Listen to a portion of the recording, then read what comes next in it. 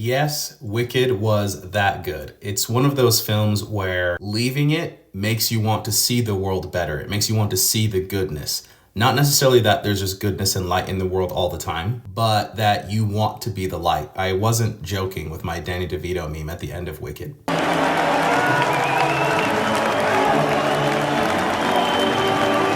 I was surprisingly emotional throughout this whole film.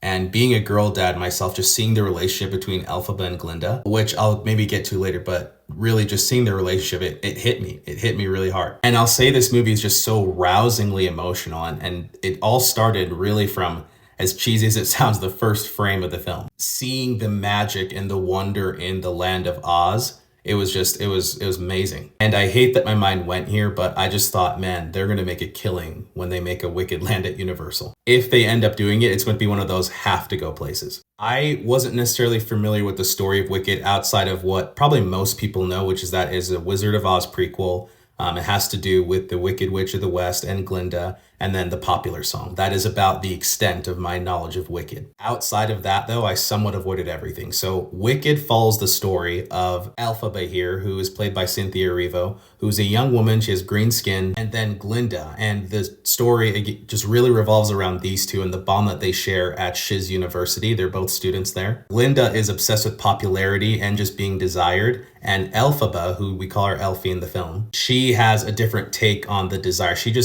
wants to be seen beyond just her skin, which is just a glaring thing that everybody brings up constantly. There is much more nuance there, and the dynamic takes some turns, but eventually they end up meeting the Wizard of Oz, and after an encounter with him, it changed the trajectory of their lives forever. John Chu, who directed this film, was in his bag. He directed this so well. Like I said up top, he sold me from the first frame, and the cinematographer, everyone, they sold me on the first frame because I wanted to be in Oz. I wanted to stay there. This seemed like to me, and with my very limited knowledge of musicals and stage plays and whatnot, the way that they were able to almost seamlessly transition from a stage play and to just expand it into this world of Oz, they made it seem like a very seamless transition. Like I bought it. The attention to detail, the sets, they all just looked like such high value, almost stage. They just had this really high value and just amazing look to them, like just amped up stage sets, but in the best way. And not only that, but all of the characters that they were able to weave in and out of the story. Michelle Yeoh's awesome in it. Bowen Yang, Jonathan Bailey, just so many.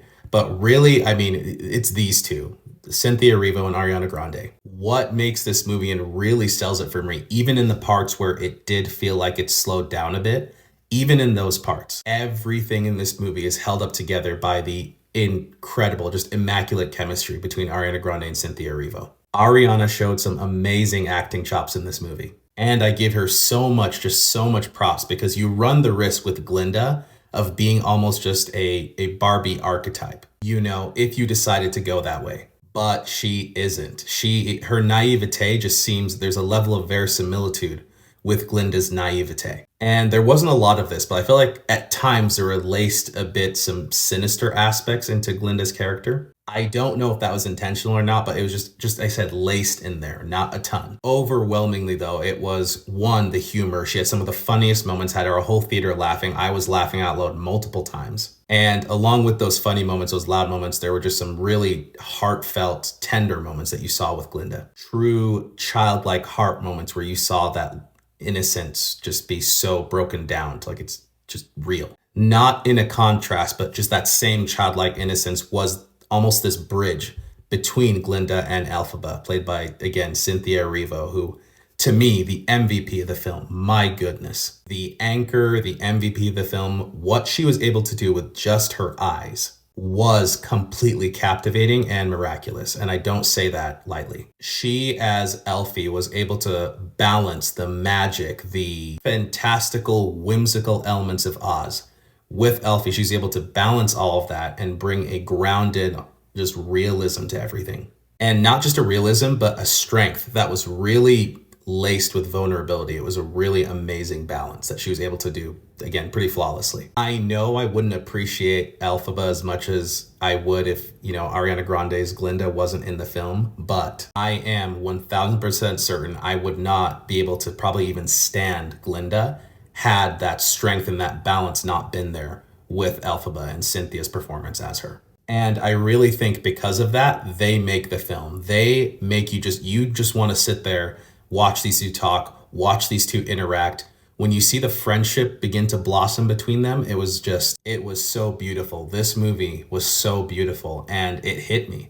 Like I said, it hit me and I think seeing the friendship between them. So I have twin girls, and not that these two are twins, but just watching two women just go through what it is that they go through in the movie and how close they got and the moments that make your heart kind of soar. They have so many of those moments just in quiet moments between them. And then at the end of the film where goodness, it builds and builds. And it was amazing. Go watch this movie. I don't want to spoil it, but just go watch the movie. It's fantastic. I love this story. Let me know if you've seen Wicked. It's going to make bonkers money this weekend.